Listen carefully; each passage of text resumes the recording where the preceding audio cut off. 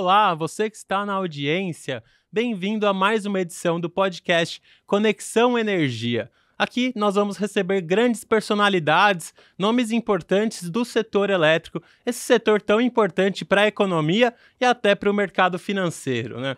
Eu sou o Luciano Costa, eu sou editor da área de notícias e inteligência de mercado aqui do TC, já faço cobertura aí do setor elétrico há muitos anos e estou aqui ao meu lado o meu parceiro Tadeu, que é nosso parceiro aqui, nosso sócio aqui nesse podcast. Fala, Tadeu, tudo jóia? Tudo jóia, Luciano. Bem-vindos a todos e a todas. Estamos aqui com o nosso empreendimento, né? O Conexão Energia não deixa de ser um empreendimento, uma parceria com o TC e Tadeu, né? Eu sou engenheiro de formação, trabalho no setor há 20 anos e sou um entusiasta, pesquisador, e a ideia é que a gente traga aqui assuntos cada vez mais importantes para o setor elétrico como um todo. E hoje nós temos aqui um convidado muito especial.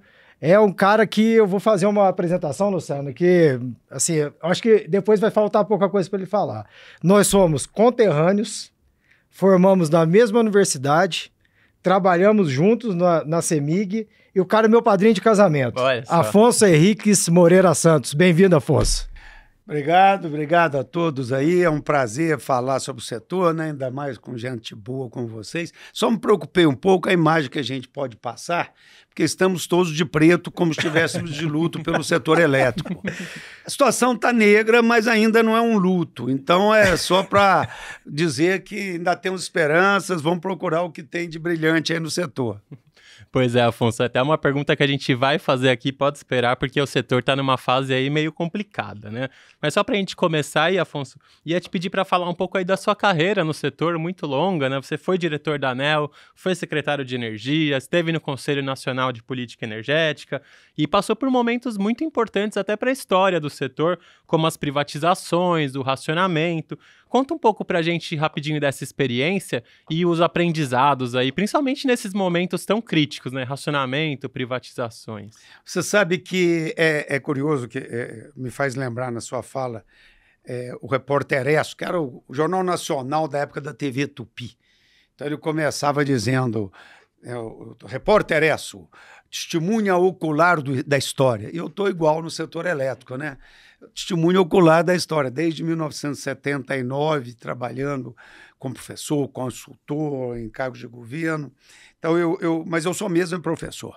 Eu sou mesmo professor, gosto, pesquisador, adoro formar gente. E, como consequência disso, eu atuei em governo, eu atuei em consultoria, em projeto, eu atuei em empresas privadas, empresas estatais, mas como consequência.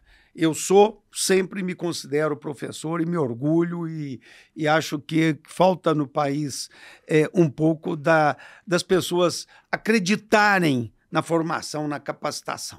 Então, o resto, diretor da ANEEL, fui conselheiro de várias empresas, Light, Furnas, CEMIG, fui secretário nacional de energia, secretário executivo, mais do que membro do CNPE, do Conselho Nacional de Política Energética, praticamente pondo para funcionar, que tinha tido uma reunião que tinha sido só a inicial, vamos dizer assim, cerimoniosa, né? E eu fui, portanto, tive a oportunidade de viver o racionamento, mas no sentido institucional, o momento mais importante foi na ANEEL, como criando a regulação, criando essa lógica de uma regulação por competição, por eficiência do setor.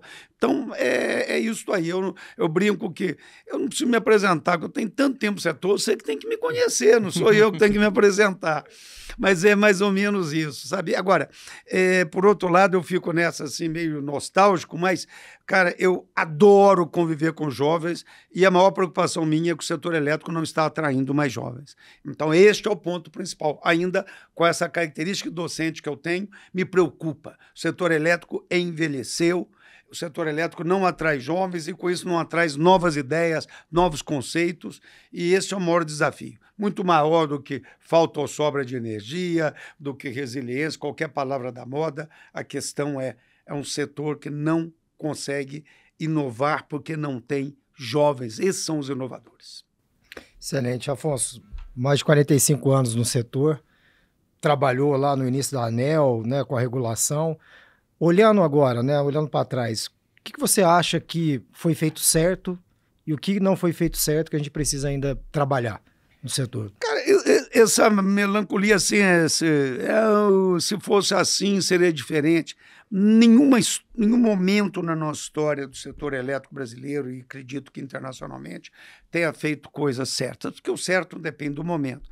E eu tenho horror quando vem uma crise, um blackout, tem sempre um jornalista de plantão que diz: faltou planejamento. Cara, faltou o CATSO.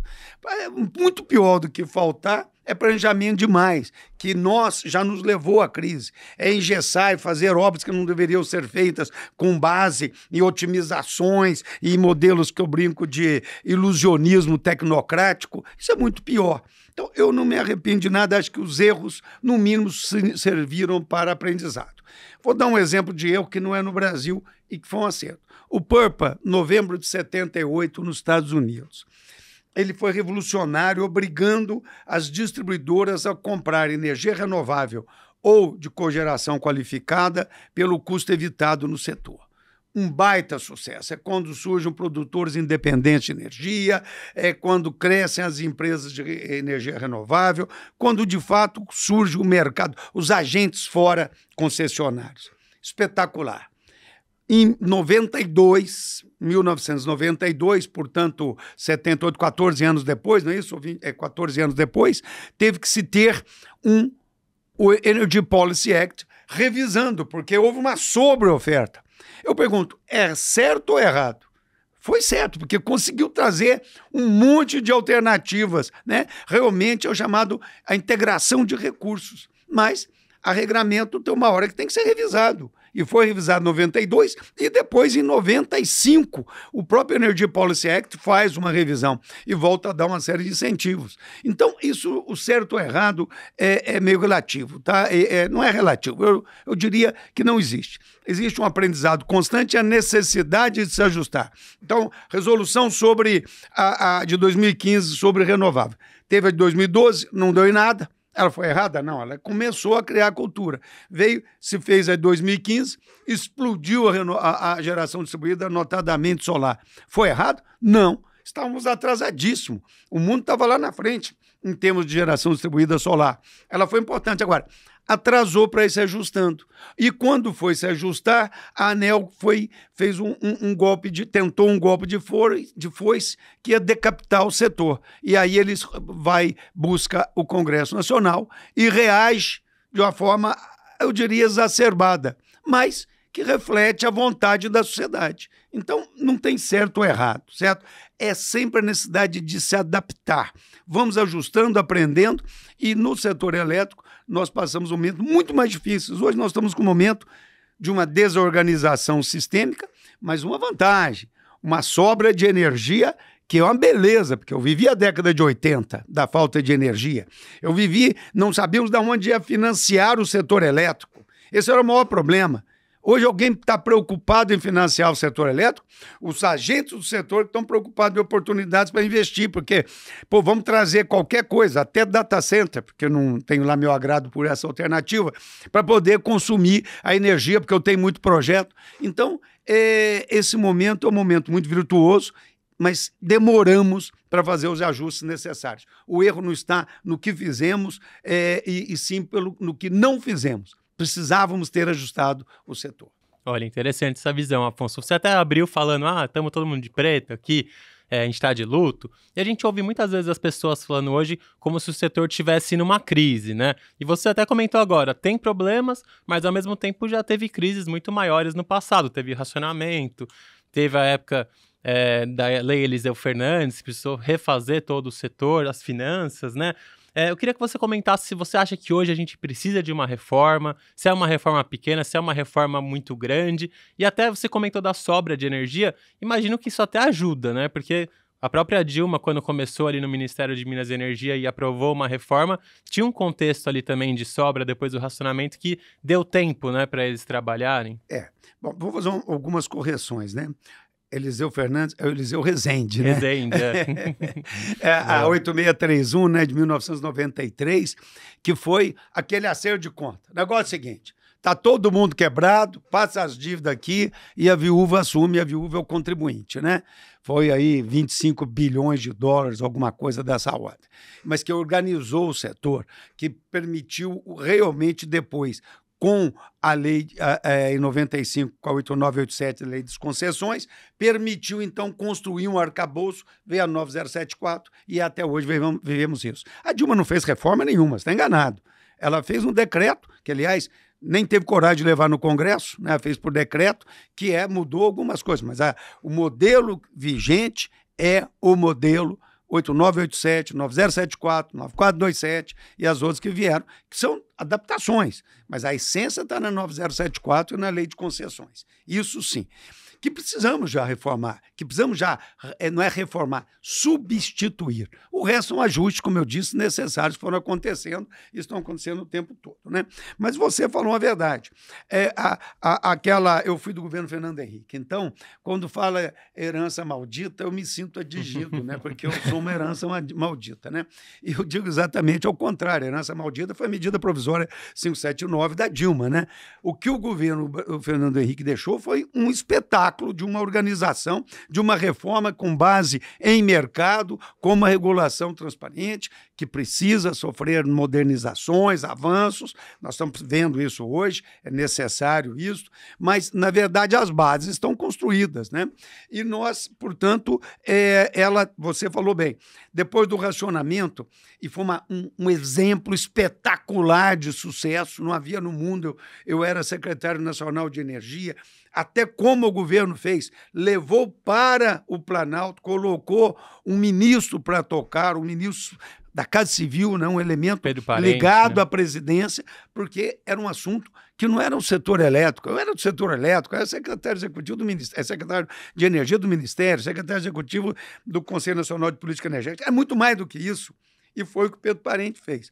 E foi tão positivo que o Sul, que não tinha racionamento, reduziu o consumo de energia em 15%, só pelo marketing que se fez. Consuma, desliga aquela luzinha vermelha que está lá acesa no seu controlador de não sei de qualquer aparelho eletrônico. Enfim, um sucesso de gestão. E foi colocado como herança maldita. Herança maldita foi colocar térmicas para operar, para não ficar longe do racionamento. Nós passamos durante o governo pós-racionamento, mas principalmente durante o governo PT, várias vezes a crise estava próxima ao corte. Aí fizemos o quê? Por exemplo, no gás. Tirou todo o gás, inclusive da frota veicular no Brasil, para gerar as termoelétricas. E acabamos com o nosso mercado de veículo a gás. Nós destruímos isso, pouco se fala. Nós tínhamos a terceira frota mundial de veículo a gás, Itália, Argentina e Brasil. Acabou-se. Então, nós tivemos Na minha casa, a gente tinha acabado de colocar gás no carro e ver essa notícia. Exatamente. Vai tirar, né, o gás dos carros. Então, é uma coisa assim, porque não podia repetir o erro do governo Fernando Henrique, não foi um erro. Nós tivemos a crise da Ásia, a crise da Argentina, nós tivemos o petróleo, que era 10, 12 dólares o barril, pulou para 35, o câmbio, que era 1 para 1, pulou para 40. Então, tiveram todos esses aspectos que levaram ao racionamento, combinado com uma hidrologia super desfavorável, mas que, se tivesse ocorrido os investimentos em térmica como planejado, não teríamos racionamento. Lembrando que o maior exemplo de planejamento estratégico e materialização que ocorreu em governo na área de energia foi a construção do gasoduto Brasil-Bolívia, gasoduto que teve todo um acordo entre o governo americano, o governo brasileiro e o Fundo Monetário Internacional para financiar, com garantia do governo brasileiro. O gasoduto chegou em dezembro de 1998, como estava planejado, para alimentar as térmicas, só que as térmicas não operaram, porque com a crise asiática e essas condições que eu lhe disse, o gás estava caríssimo, o dólar estava caríssimo, então a ponta não aconteceu por uma questão macroeconômica que fugia à capacidade de gestão do governo. Acabaram passando também o gás para as indústrias naquela época, né? Naquela época, né? não havia esse mercado industrial, era muito pequeno. Na verdade, o gás chegou, nós tivemos um grande problema, não havia nenhum consumo. Quem lastrearia eram as térmicas, e as térmicas não aconteceram no tempo e a hora, então houve realmente uma sobra. O consumo industrial veio depois e até hoje. O consumo industrial no Brasil é muito pequeno perto do que devia ser, porque o preço do nosso gás é abusivo, é caro. Então, nós não temos competitividade. Por isso que nós desindustrializamos a nossa gás química, nem chegou a acontecer de fato. Nossa petroquímica diminuiu, porque o nosso gás é muito caro e não nos dá competitividade. Uhum. Ô, Afonso, a gente vê assim, é óbvio que o mercado de energia é um mercado que tem uma influência política. Isso a gente não pode, né, falar que nunca teve, sempre teve.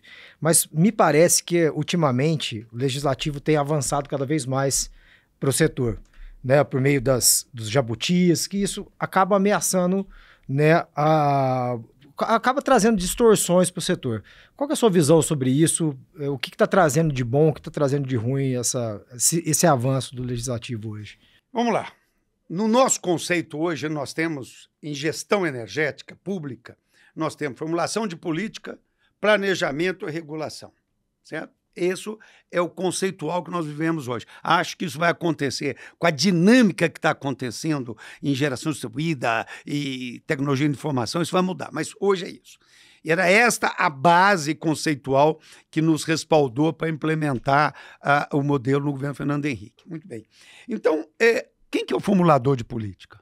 Quem é o formulador de política? Congresso Nacional. Na ANEEL, nós formulamos política. Nós fizemos coisas que não era, eu disse o Congresso Nacional, no seu arcabouço maior, e aqui embaixo o Ministério, que é o governo, no seu arcabouço menor. Estou dizendo apenas no sentido, este tem que obedecer o arcabouço maior, né? Então, o que acontece é, nós na ANEEL fazíamos política, incentivo de renovável, porque eu acreditava, tínhamos outros que acreditavam lá e fizemos, né?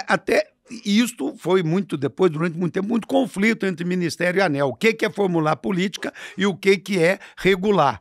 Nós temos uma característica bem invasiva até hoje. Entramos na formulação de política. Até sobre a AGD que você comentou, teve essa discussão. Exatamente, né? muito clara essa discussão. Né? Isso aconteceu desde aquela época do seu início. Né? Uma ANEEL forte, com equipe, e um Ministério enfraquecido, então aconteceu. Né? Mas formulador, o Congresso não se mete onde não devia. Você pode questionar, não é do meu agrado, é um absurdo. Como é a sua opinião doente dessa sociedade política, e você é um ser político, mas é competência do Congresso. Eu tenho horror do tecnocrata que acha que o que sai do modelinho de otimização é o que deve ser implantado. Este não pisa em bosta de vaca, não conhece a sociedade, a realidade, o mundo. Esse acha que, eu escutei uma vez, na época. Não vê o poste torto. Não vê o poste torto. Tem que ver o poste torto, sabe a dificuldade. Eu escutei uma vez na Eletrobras, de uma certa pessoa, assim, mas se der dinheiro para o município, ele vai construir praça. É porque não mora no interior. Graças a Deus, o interior ficou maior que o litoral, maior que a capital. Hoje se toca música sertaneja. Quem formula a cultura brasileira é o interior, porque é lá que arrasta esse país com a agricultura. Esse tem sido o meu discurso. Então, este erro... E São Paulo só é grande porque é do seu interior, né? São Paulo só é grande porque a industrialização verdadeira de São Paulo se deu no interior, é esta que é a realidade brasileira, né? Mas os tecnocratas têm mania de denegrir e o setor, o Congresso, em relação a isso. Eu discordo um monte de coisa no Congresso, mas discordo politicamente. Eu sou oposição a esse governo, eu sou situação no governo, não interessa. É posição política minha como membro dessa sociedade, mas é legítimo. É legítimo. É isso que nós temos que entender. Quando fala de jabuti, os jabutis, se são jabutis, porque medida provisória eu só poderia ter dentro dela coisas ligadas àquele tema específico. E o que eu entendo de jabuti é, portanto, uma ilegalidade. Ela deveria ser expurgada pelos meios que iriam reconhecer, principalmente o judiciário, a sua ilegalidade. Mas em não se fazendo isso, é legítimo. Então vamos lá. É bom? É ruim? Se nós tivéssemos nos baseado na regulação, a GD tinha parado. E a GD continua acontecendo. É bom ou ruim? Para mim é uma beleza. Uma beleza porque é o seguinte, torna a dizer, ninguém se preocupa no Brasil em como financiar a expansão da geração. Estão preocupados com problemas que estão acontecendo da curva do pato. Pá, que beleza que está acontecendo problema, senão o engenheiro ia morrer de fome sem problema, né? Nós sabemos, essa é a nossa capacidade. Como a Califórnia resolveu com bateria, nós temos 1000 caminhos para resolver isso. Então, ter problemas é natural, seja ter problema porque entrou geração na rede, ou é quando entra consumidor. Também não causa problema, Tadeu? Causa. Quando entra consumidor, quer atenção, limite de capacidade, um monte de consumidor insatisfeito que não é atendido. Nós sabemos, a distribuidora no Brasil tem um conceito de só fazer se você pagar para ela fazer. Imagina na rodovia, só faz a rodovia, se juntar esses 100 proprietários, aí vocês me pagam, eu faço. É isso que é o setor elétrico. Ele não é um estruturante, ele tem que mudar isso, ele tem que ser estruturante, ele tem que fazer as suas linhas troncos, ele tem que avançar para fomentar um mercado potencial que está sufocado. E ele não faz isso. Então, me dê recurso da RGR, da CDE. Para poder fazer. Este é um problema do setor elétrico e é a cultura que nós temos. Então, olhando de fora, pisando em bosta de vaca, olhando daqui do interior para Brasília, para Rio de Janeiro, onde está a tecnocracia, ou para São Paulo, onde está o poder econômico, essa turma tem que entender que a eletricidade ela é fundamental, mas não é aquela eletricidade do começo do século XX, é outra. Se você não me trouxer, eu resolvo. Eu vou pôr solar, bateria, eu vou pôr gerador, com diesel, com o que for. Eu resolvo como os irrigantes estão resolvendo em Minas, em vários lugares do Brasil. Então, se nós queremos ter um mercado dinâmico, nós temos que ir para o interior, entender esse Brasil que inova. Eu ouvi uma frase de quem liderou, é chamado pai da soja brasileira, e ele falava o seguinte, falando do que era importante, o avanço tecnológico, mas falou, olha, mas nós só chegamos onde nós chegamos porque nós temos um produtor rural absolutamente inovador e trabalhador. E é verdade. Não vejo isso no setor elétrico, até por uma questão cultural. Era uma questão muito tempo estatal, aquela coisa vertical, hoje ainda com pouca dinâmica como eu estou comentando em relação a isso. Então, eu queria ver esse dinamismo. E só vejo isso aonde? Na geração distribuída.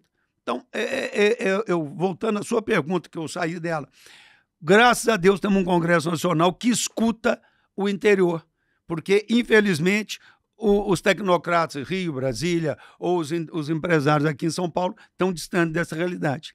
É isso que é a maior preocupação minha em relação ao setor elétrico. Gostem ou não, os congressistas foram eleitos também, né, com o voto das respaldo, pessoas, né? Certo? Eu não gosto dele, ele é burro, qualquer adjetivo que eu dê, eu tenho que dar para convencer os eleitores dele. A hora que eu não reconhecer isto, eu vou mudar de país ou posso fazer um 8 de janeiro e dar um golpe aí, tentativa de golpe com as consequências aí. Eu não tenho condições de acusar a falta de legitimidade. Eu tenho. O que a gente vê, eu li uma análise muito interessante, o que falta é a liderança política do governo para que leve projetos e esses projetos saiam mais próximos aos interesses desta política que está respaldada em estudos técnicos, mas não só. No Congresso sempre vai ter a interveniência, a intervenção, essa palavra, enfim, a contribuição, acho que é a melhor, sempre vai ter a contribuição dos parlamentares trazendo os seus interesses. Ele está defendendo o interesse de fulano. Fulano pode fazer aquilo, o Congresso é para fazer aquilo, o governo que haja politicamente e que deixe muito clara a sua proposta, senão vai ser assim mesmo, é legítimo. E falando em proposta e liderança do governo nesses assuntos, Afonso, como que você tem visto a proposta que está na mesa hoje aí de reforma do setor? Você acha que ela endereça os problemas ou não? E como que está a sua preocupação ou não com a tramitação aí do projeto? A medida provisória 1.300, né? Ela não é uma reforma tampouco. Ela tem coisas bem interessantes e outras que há um questionamento claro da legalidade, né, em relação à quebra de contrato, porque a outorga é um contrato unilateral imposto pelo outorgante, né, então a concessão, a autorização, mas quando ela traz que você tem direito a um desconto, aquilo é um contrato e, portanto, me parece que isso aí é um rompimento contratual e que não se manterá nos níveis de discussão, seja no Congresso ou no Judiciário. Mas tem contribuições muito importantes. Eu acho que avançou muito, mas está longe de ser a reforma pretendida.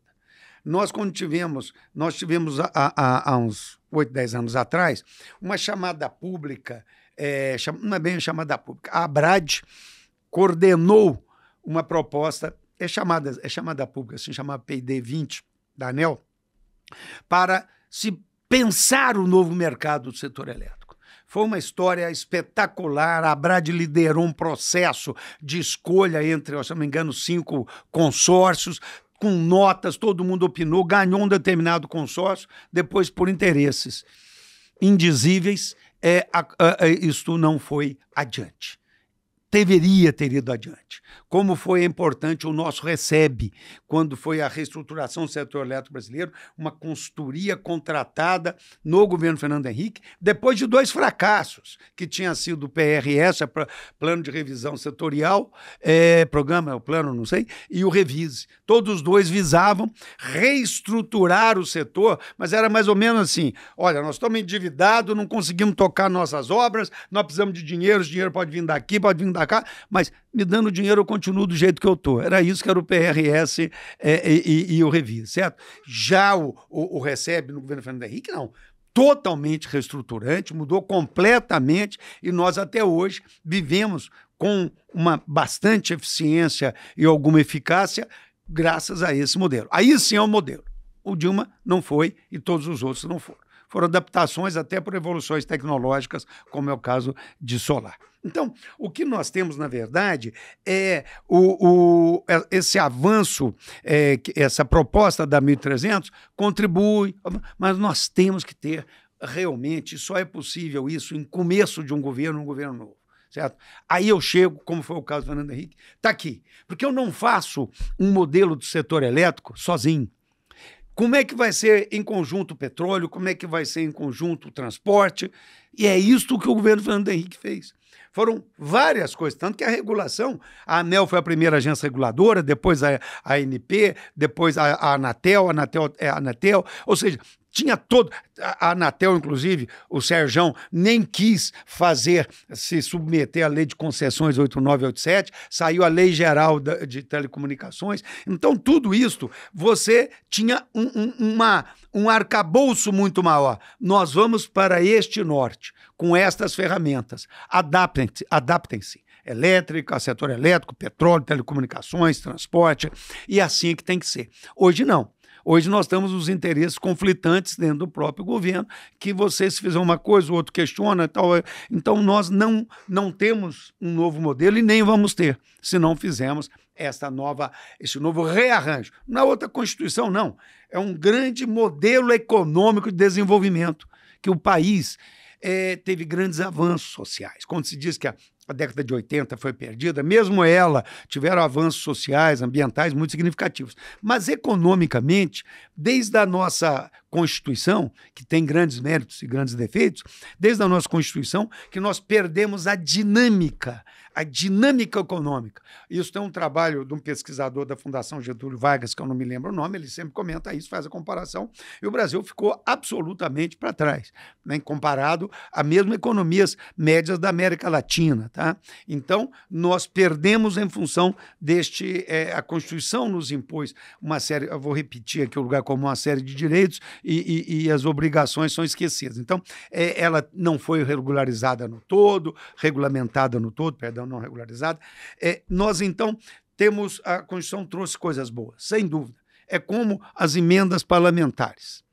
As emendas parlamentares, indo um pouco naquele tema anterior, as emendas parlamentares, elas são muito criticadas, mas eu tenho 2 depoimentos que eu acho notável. Um que foi prefeito de Vitória, tinha sido do BNDES, do PSDB, eu esqueci também o nome, quando ele estava no Ministério das Cidades, no governo Temer, ele me falou, Afonso, a pior emenda é melhor que o melhor plano de governo, o melhor propósito de governo, certo? A pior emenda, porque ela vem da base.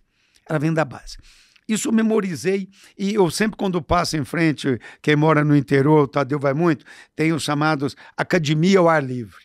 Você passa nas praças, você nunca vê ninguém. Quando você vê alguma criança brincando, porque ali devia estar um parque infantil, não academia ao ar livre, aquilo é um programa governamental federal, que deve ter outros interesses, mas não atende os interesses locais. E, por outro lado, quando nós vamos no nosso interior, eu e ele, como ele já comentou, somos lá do alto da Serra da Mantiqueira, você vai a melhoria das cidades, as suas calçadas, as estradas rurais, os bairros rurais calçados, né? Você sai de Virgínia para Marmelópolis, que nunca foi feito um asfalto, hoje tem calçado inteirinho com emenda parlamentar. Então, quando eu passo por lá, eu penso assim, vocês vejam que eu sou um defensor do parlamentarismo, não, do parlamento, né? Parlamentarismo também sou, mas não é o caso aqui. Então, o que eu vejo é que nós temos que ter forças desse tipo no Congresso. Eu até perdi o que eu queria comentar quando eu falei isso, mas nós temos que ter uma ação que seja muito mais participativa da sociedade, ela tem que ser muito mais descentralizada, sempre tem uma tendência de concentração de renda.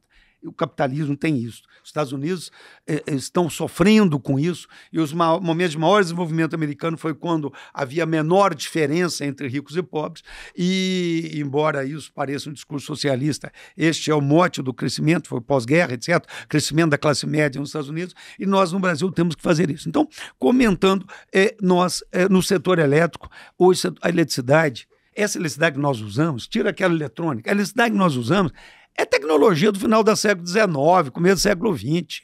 Isso é banal. Ah, tem sofisticação aqui? Tem. Pontual, perto de qualquer desse microfone, de tudo que nós vemos aqui.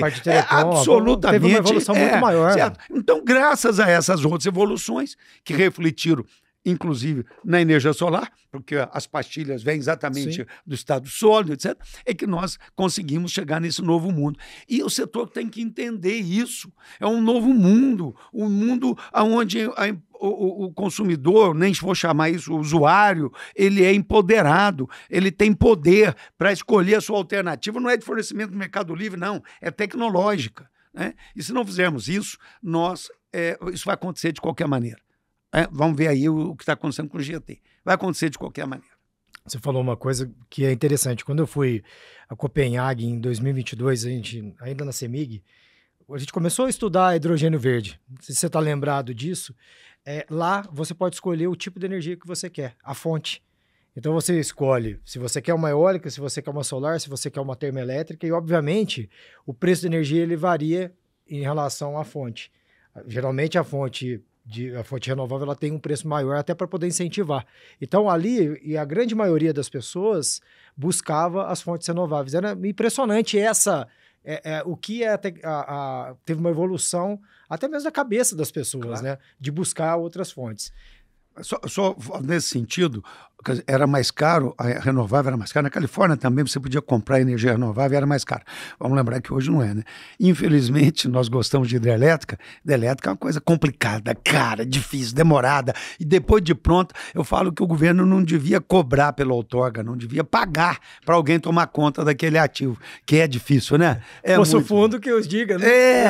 E manter qualquer coisa que aconteça no observatório, a culpa é do concessionário e tal. Então é muito complicado isso, né? Nós já tivemos algumas discussões sobre isso, sabe, Afonso? Porque nós somos, né, que você bem disse aqui, nós somos favoráveis à hidrelétrica e todos os atributos que a hidrelétrica traz, não só a energia, mas potência, uso múltiplo de reservatório, controle de cheias, etc., não são remunerados, né? Isso. Então é uma coisa que assim, a gente precisava ter uma avaliação, porque quando você discute energia e você vai pegar a energia de fonte solar, ela é mais barata, óbvio. Claro.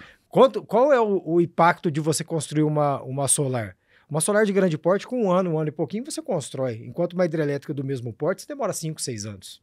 Né? E o que você envolve, né, de concreto, de engenharia, é uma coisa completamente diferente. Né? Ali, a gente está acostumado com isso. Né? Por isso, né, cara, uma prova daquilo que eu falei.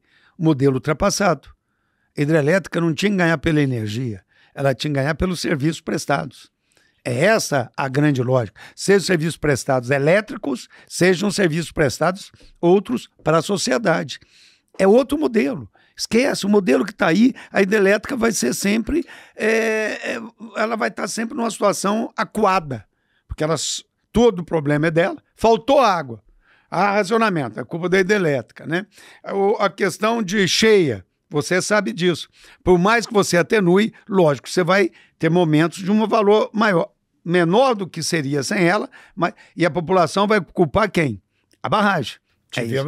Passei por diversos processos, né, nessa questão, porque ainda que a gente segurasse usinas onde a vazão afluente era de 10 metros cúbicos por segundo, a defluente era de 3.000, precisou aumentar para 4, e aí tinha áreas de restrição que acabaram sendo inundadas e a população veio em cima da usina. Imagina, se ela não tivesse lá, a gente não estava falando de uma vazão de 4.000, estava falando de 10.000 metros cúbicos por segundo que tinha acabado com a cidade, né? Então, de fato, é algo que a gente precisa um pouco discutir. E aí, nessa linha, ainda sem passar por um outro assunto, mas falando ainda de hidrelétrica e falando de outro assunto que você também é estudioso, eu também, seriam as reversíveis, né?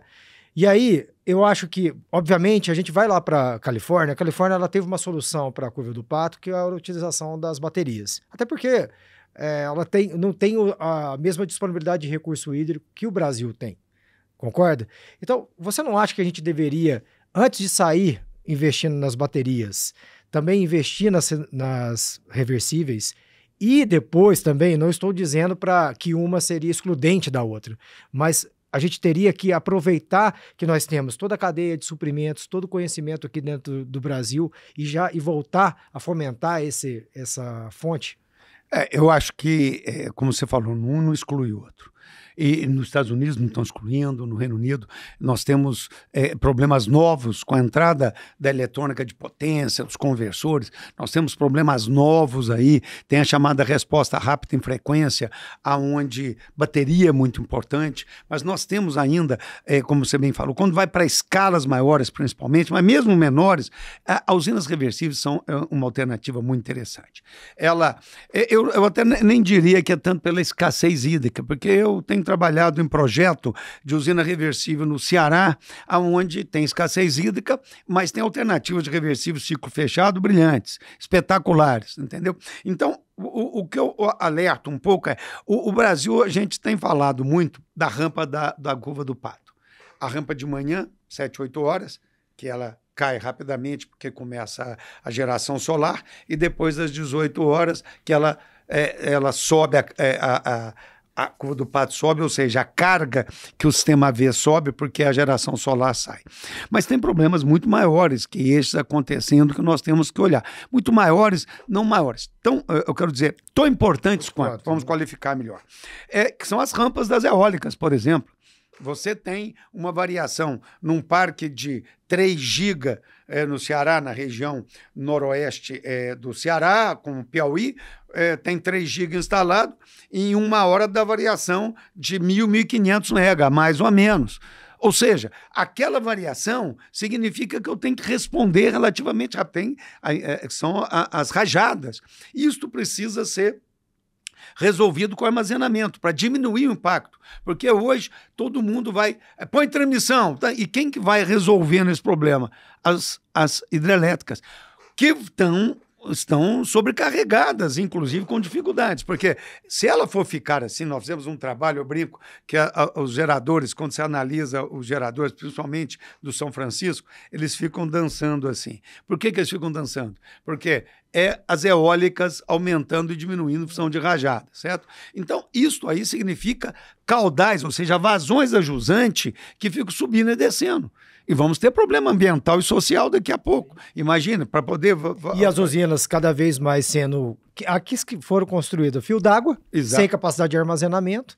Então, ao invés de trazer uma solução, né, do ponto de vista ambiental, o caudal acaba trazendo outro mas problema. na verdade, nesse caso, como é a turbinada, ela iria implicar, eu precisaria de uma barragem ajusante, em muitos casos existem, como no Rio Grande, tem a cascata que poderia ser usada de forma inteligente, no São Francisco, alguns trechos dá para fazer, mas seja como for, nós temos a dificuldade de atender os temas, e a minha lógica, eu sigo a tendência internacional, o armazenamento estar perto da onde é a origem do problema.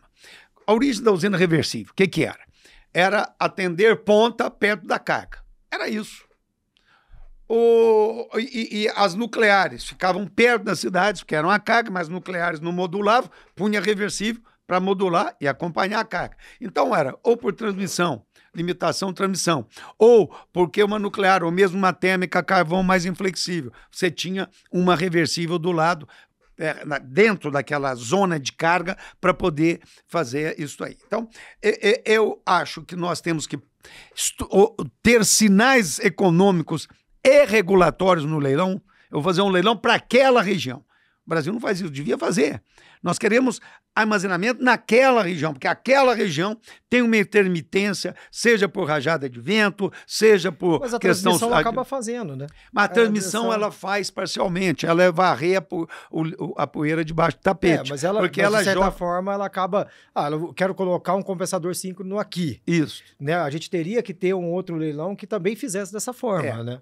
Sim, agora que eu entendi o que você está dizendo, ela acaba fazendo, eu entendi uma coisa. Eu entendi você dizer que a transmissão, ela traz o problema de lá para ser resolvido daqui. Não. Mas a meu ver, um dos principais, o armazenamento, ele deveria, não é só a distribuição, deve ter seu foco, tirando a distribuição, o armazenamento deveria ser planejado com foco com a transmissão.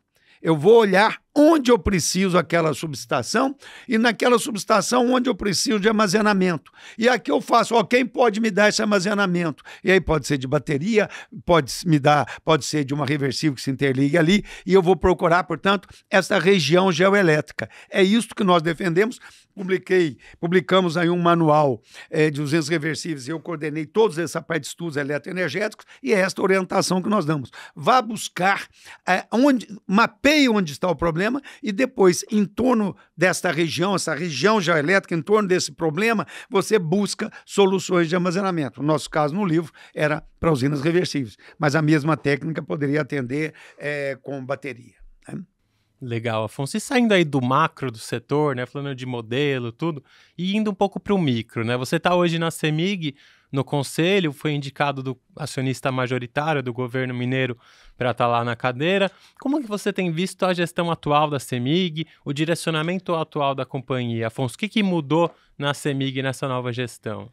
Vamos dar uma marcha ré, né? A CEMIG é uma empresa, eu tenho mais de 45 anos de formado, né? Então, eu vivi formado em Itajubá, né? A CEMIG, para mim, eu vi a transformação da Companhia Sul-Mineira de Eletricidade para a CEMIG. Então, eu vivi tudo isso e tenho um enorme orgulho, enquanto mineiro, de ter uma CEMIG.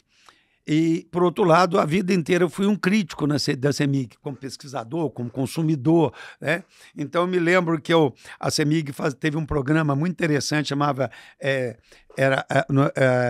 Minas Luz. Colocava energia elétrica nas concentrações urbanas. Só que boa parte houve um êxodo rural brutal. E então ficou a luz acesa, não apagava. Eu dizia que a CEMIG colocava luz para boi dormir. Arrumei uma confusão na época, né?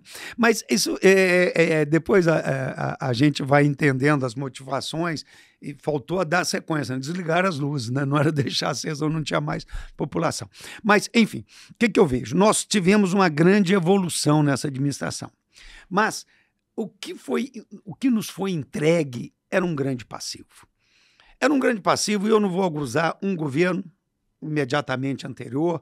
Isso veio de antes. Opções erradas, como participar da Renova, como investimentos fora do Estado. Nós investimos na Light, no Rio de Janeiro. Eu fui conselheiro da Light. Acho que foi danoso para a CEMIG e muito para a Light. A CEMIG destruiu a capacidade técnica da Light.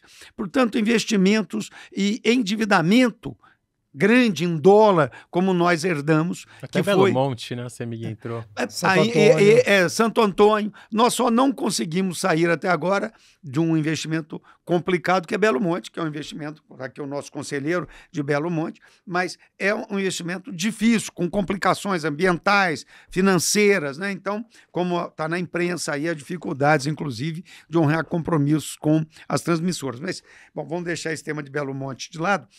Houve uma série de atitudes nos governos passados, mas o mais sério é esquecer Minas. Eu brinco que a CEMIG tinha muito, e até hoje um pouco, Barbacena demais e Minas de menos. Barbacena é o nome da nossa rua, da avenida, onde fica a sede. Então é sede demais para interior de menos, né? E isso tem mudado bastante, tá? A investimento que a CEMIG está fazendo em distribuição de 5 bi a 6 bi por ano é algo extraordinário. Mas você imagina um monstro, um mastodonte, e você faz, empurra, e ele move um pouquinho, porque é grande demais. A linha de transmissão de 150, linha de transmissão, não, de distribuição, de 150, 200 quilômetros de comprimento é uma coisa que comum na CEMIG. Então, é muito difícil nós chegarmos ao padrão que deveria estar se a CEMIG tivesse, nos últimos 20 anos antes dessa administração, se ela tivesse olhado a distribuição como seu principal negócio. Mas depois que aconteceu a abertura de mercado e tal, ficou chique você mexer. Mexer na distribuição é coisa de poste, sabe? Cara, sabe o que é? É não entender que é a sociedade, aquilo é o mundo real, aquele é o nosso Brasil, é o chão de fábrica, né? Que, como se diz na área industrial. Nós esquecemos, a CEMIG esqueceu isso. Então, o grande mérito dessa administração foi, antes de tudo, resgatar a distribuição. Isso foi o mais importante. O outro, sanear a empresa, como o Tadeu conhece bem. Saneou financeiramente e dos ativos. Nós saímos de ativos complicados, como Renova, complicados economicamente e tecnicamente e juridicamente, né, processo, etc.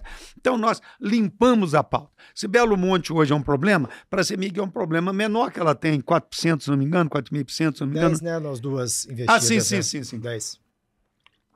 Mas, de qualquer maneira, é uma usina operacional que tem desafios grandes, mas não é uma que nos comprometa como Santo Antônio que nos comprometia, né? Então, e Light e Renova, né? E outros que nós vendemos. Então, eu acho que houve uma grande mudança. Qual a dificuldade que nós temos hoje? Sermos uma empresa estatal. Ser uma empresa estatal, a CEMIG tem cerca, na distribuição, força total de trabalho de 20 a 25 mil pessoas trabalhando entre empregado próprio, que é a minoria das minorias, e a grande massa que é terceirizado. Grande parte disso deveria ser primarizado. Mas como primarizar como uma empresa estatal com toda a dificuldade de gerir recursos humanos? É muito difícil gerir recursos humanos, ainda mais recursos humanos num nível mais de eletricista, de eletrotécnico, é muito mais difícil. Quando você vai para o nível de engenheiro, facilita, ainda assim, não é simples. Contratar uma consultoria na CEMIG é uma coisa difícil. Trabalhar em parcerias é muito difícil, né? Que dá um dinamismo na empresa. Então, o grande problema da CEMIG hoje é ser estatal, né? O atual governo, o governo Zema, ele deu uma autonomia e colocou as metas claras que ele quer, né? Que é exatamente eficiência e eficácia, e isso tem respeitado essa autonomia da empresa. Mas não foi assim no passado. Seja governo de direita, seja governo de esquerda, seja governo de centro, não foi assim. Na época de Nilton Cardoso, vou bem longe para não falar nomes de governos recentes, que aí evita problemas políticos. Deixa que eu falo, Pimentel. Exatamente, pronto, exatamente. Também não posso falar, não, você fala. Eu posso, como jornalista aqui. Exatamente. Então, nós temos que ter, a empresa tem que passar, a meu ver, e é essa a intenção do governo, tem que ser privatizada. Como privatizar? A meu ver, eu acho, agora eu falo como cidadão, eu acho muito difícil vender a empresa a terceiros. Eu acho que isso é um modelo que o mineiro não gostaria. O mineiro, né, desconfiado e tal, e isso eu acho que é uma coisa bastante difícil.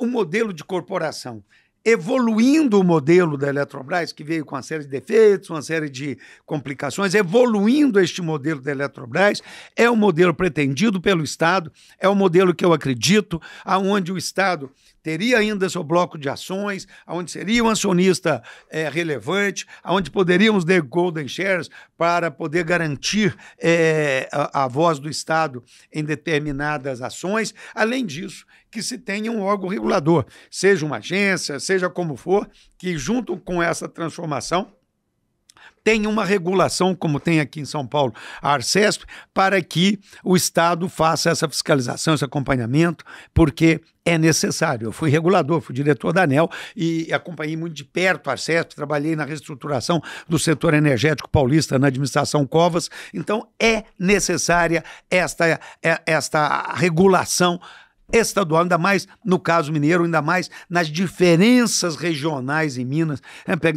Pegar o sul de Minas, do Triângulo Mineiro, mas vai nas regiões que você conhece, do norte de Minas, Jequitinhonha. Nós temos que ter políticas públicas diferenciadas para aquela região, temos que ter ação para aquela região, uma regulação dedicada à universalização, à melhoria da qualidade, porque não há diferença entre aquele mineiro e um mineiro aqui da Mantiqueira como eu.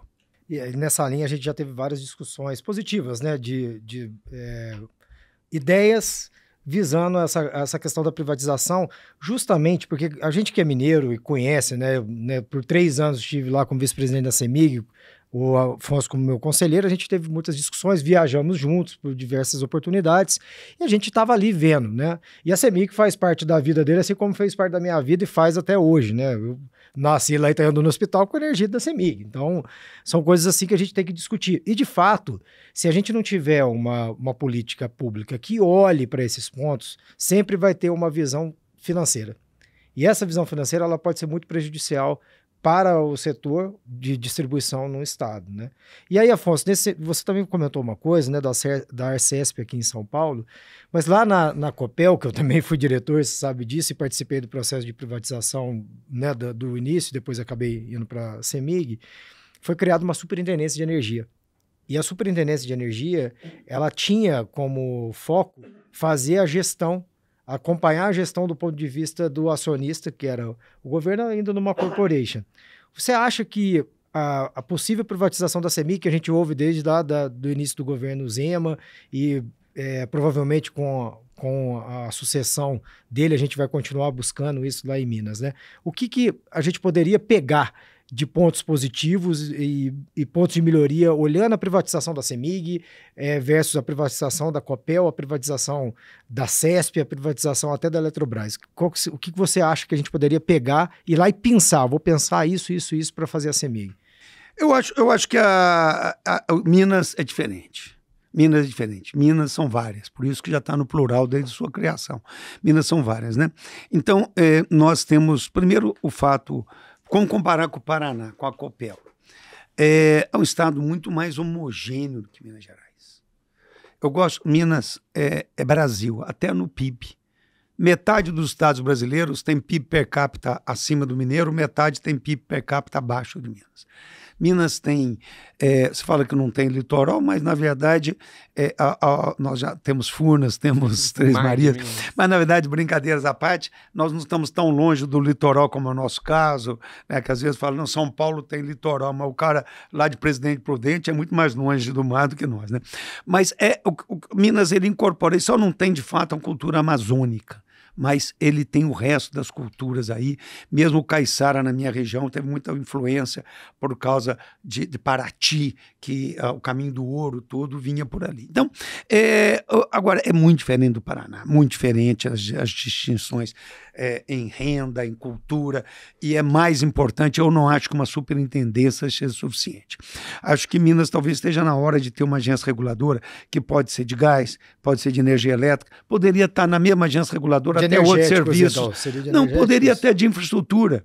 Eu não vejo o problema, que, para não criar órgãos demais, que eu tivesse uma agência reguladora de transporte. Minas está privatizando, o governo está privatizando as rodovias, a operação e manutenção das rodovias, mesmo federais para o convênio. Tá? Nós poderíamos ter um órgão de regulação, porque a filosofia, a teoria da regulação mesmo. Eu teria uma superintendência de transporte rodoviário, uma superintendência de eletricidade, ao gás e energia elétrica, enfim, eu poderia fazer alguma coisa que fosse um órgão só, a meu ver. Né? Isso aí, obviamente, eu não falo nem perto do governo sobre isso, nem perto assim, não escutei isso em nenhum lugar. Eu estou dizendo que eu sou um crédulo em regulação. Então, eu acho que a regulação é muito importante, e essa autonomia e essa capacidade técnica e autonomia econômico-financeira, coisa que tem sido afetada sob maneira nos tempos recentes, nas agências federais. Então, eu vejo que o aprendizado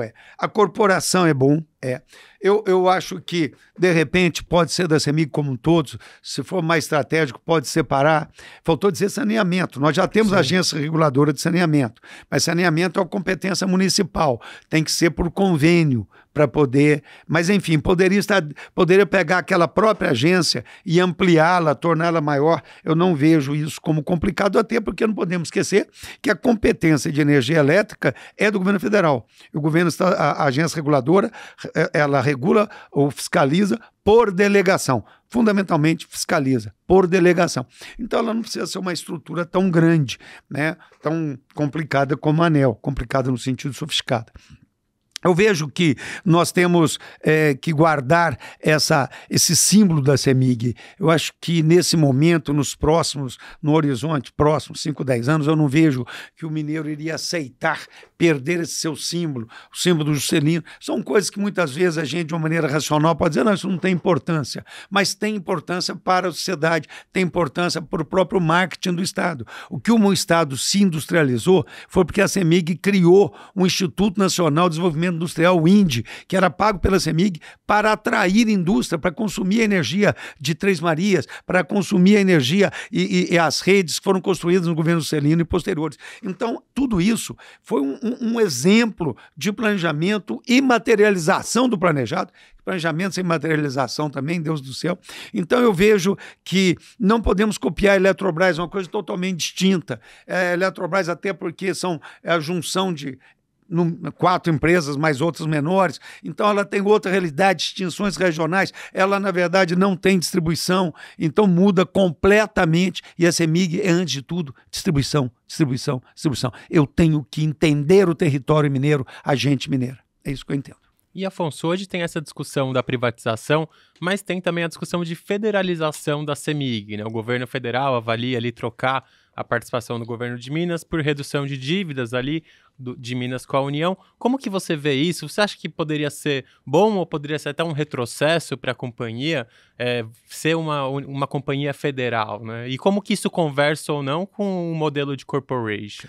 Bom, vamos lá. Essa questão ela foge completamente de uma visão minha como engenheiro, como um planejador, foge completamente, né? Quando eu falo de corporação, da maneira de trabalhar, se as ações vão continuar com o governo de Minas ou as ações vão para o governo federal, eu acho que isso é uma questão que eu me protejo ao não falar, porque eu tenho algumas preferências, mas o meu conhecimento sobre a situação do governo do Estado, a estratégia, é muito pequena, né? Eu digo que Minas, pelo que a gente ouve, lê, já está equacionada a negociação. Ela vai acontecer.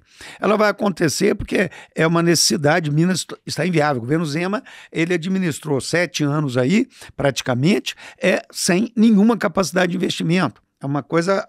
E dívida essa que começou com a quebra da Caixa, da Minas Caixa, do Banco do Estado e do Banco de Indústria e Comércio de Minas Gerais. Esta é a origem da dívida. Depois veio o Itamar, que deixou de pagar. Então essa dívida, ela se tornou impagável, até porque os juros no Brasil são impagáveis, né? Nós sabemos disso, está aí olhemos a Cosan, a dificuldade que está passando com o seu endividamento, né? E então isso não é diferente de um Estado e das crises recorrentes que nós vivemos. O que eu vejo ser federal, se ela for transformada em corporação, eu gostaria que essas ações ficassem no Estado de Minas, mas Se o governo achar que deve pagar dívida e virar federal, sendo uma corporação, isso ela fica protegida. A empresa fica protegida. Ela continuará sendo a nossa empresa de Minas Gerais, vendo Minas, vendo o seu território e com acionistas que poderia ser o governo do estado, que eu gostaria, poderia ser o governo federal, se assim for necessário, ou visto com interesse pelo governo do estado na negociação. Então eu não tenho um ponto de vista em relação a isso. Eu não acredito na federalização da empresa por motivos técnicos. Se for simplesmente uma transferência de controle, você não pode esquecer que os minoritários têm um tag-along. Então, que o governo de Minas não ia entregar a sua ação barata, ele ia entregar para um valor interessante, prêmio, né? E aí teria que estender esse prêmio a todos os acionistas minoritários. Este volume de dinheiro, no momento que o país não fecha suas contas, me parece infactível, né? Então, mas se assim for, eu, como disse, eu tenho uma preferência do ponto de vista como mineiro cidadão e como um pensador do setor. Corporação resolveria isto e eu acho que estaríamos bem em qualquer situação enquanto empresa, mas acho que para o governo de Minas, se ele conseguisse segurar essas ações, ele teria dividendos muito interessantes, principalmente a CEMIG como privada, empresa privada, teria plenas condições de crescer muito mais em negócio de energia. Porque é uma verdade, o Tadeu sabe disso. Nós não sabemos fazer negócio, não conseguimos fazer negócio, não temos jeito de fazer parceria. Uma parceria que a gente faça tem que responder CPI da Assembleia, acaba não dando em nada, provando que a parceria estava certa, mas é extremamente difícil e todo mundo fica com medo que, afinal de contas, é o seu CPF que fica exposto e depois, mesmo sendo provado que está tudo correto, aquilo já circulou por toda a sociedade, como você tendo cometido uma grave falha que de fato não aconteceu. Exato. Temos aí um tempo para mais uma? Dá para fazer uma última. Uma última, então. Afonso, para a gente fechar aqui as perguntas, você, né, nesses 45 anos, mais de 45 anos no setor, passou aí por várias privatizações. Qual delas te deu mais orgulho de ter participado? Ah, sim. Eu acho que em São Paulo, eu participei do zero no governo Covas, junto com o Davi, em toda a construção, né? Inclusive o que era a CESP hoje, a CSPE, o nome nós importamos direto do Comissão de Serviços Públicos de Energia dos Estados Unidos, a gente manteve o mesmo nome, que a gente acreditava muito nesse modelo. Então, não é que eu tenha participado da privatização, mas sim do processo de privatização. Eu acho que, para mim, o que mais me tocou foi o que eu passei no governo Covas. O Covas não era um privatizante, ele não era um privatista. Ele entendeu a necessidade de se privatizar, seja por questões fiscais, seja por questões administrativas, porque as empresas estavam tomadas pelos interesses privados, né? Era a privatização do público realmente que estava se dando antes. Então, eu acho, não é ter mais orgulho, mas aquilo foi muito motivador. Eu tinha feito meu pós-doutorado em 90, 91 na França, estudando o processo de liberalização do setor elétrico no Reino Unido, com a Thatcher. Quando volto e sou convidado pelo Davi, no final de 94, para vir ajudá-lo, tempo parcial que eu continuei na universidade, a reestruturar o setor energético, sabe, um professor que consegue pôr em prática tudo que ele estudou. Então, aquilo para mim foi o momento maior satisfação e que abriu todas as portas da minha vida profissional nesse setor. Então, como eu disse no começo, né, eu fui testemunho ocular da história aí e este primeiro ato, né, o primeiro sutiã a gente nunca esquece, né? Então eu não poderia esquecer essa honra de ter trabalhado no governo Covas, assim como foi ter trabalhado no governo Fernando Henrique, assim como estar ajudando o governo Zema em Minas Gerais. Legal, Afonso. É uma pena, mas já estamos acabando aqui com o tempo, né? Essas conversas têm passado tão rápido assim, né? Mas quando o papo é bom, né? E, Afonso, você deu praticamente aqui um passeio pela história do setor, né? Foi muito bacana. Vou te passar a palavra se você quiser deixar um recado final, uma última mensagem aqui para nossa audiência, que tem tanto gente do mercado financeiro, quanto tem profissionais do setor elétrico, também um público bem amplo aqui que acompanha o nosso podcast, Afonso. A minha mensagem é o seguinte: ser conservador é uma coisa natural, até com a idade a gente fica conservador. Ser negacionista, jamais. negar o avanço do carro elétrico. Eu posso preferir o carro a combustão, o carro híbrido, tem as desvantagens, mas eu não posso negar aquela oportunidade, aquele potencial técnico e o que está acontecendo. Solar, seja utility scale, seja GD, mas principalmente GD, armazenamento. Tudo isso eram coisas impensáveis há 20 anos atrás.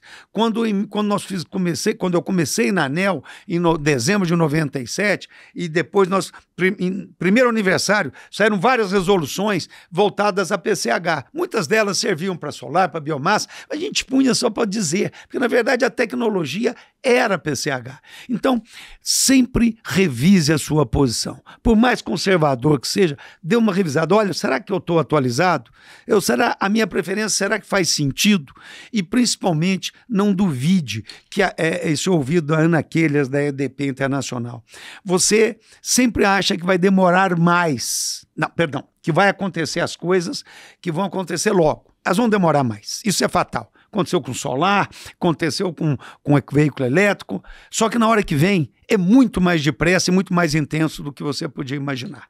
Então, é por isso que revise sua posição conservadora e nunca seja negacionista. Bom, Afonso, padrinho. Amém. Obrigado pela sua participação. Falei demais. Assim, não fala não, porque... Na verdade, o nosso podcast, eu acho que a gente tinha que ficar aqui mais umas 2, 3 horas. Fazer igual o Flow ali, aqueles para que a gente pudesse ter mais capítulos, né? Já fica aqui desde já um convite para você voltar, porque eu acho que a gente tem muita coisa para explorar aqui com você. Muito obrigado pela sua participação, obrigado aí pela sua presença na minha vida. Obrigado. Mais um projeto que você está fazendo parte também.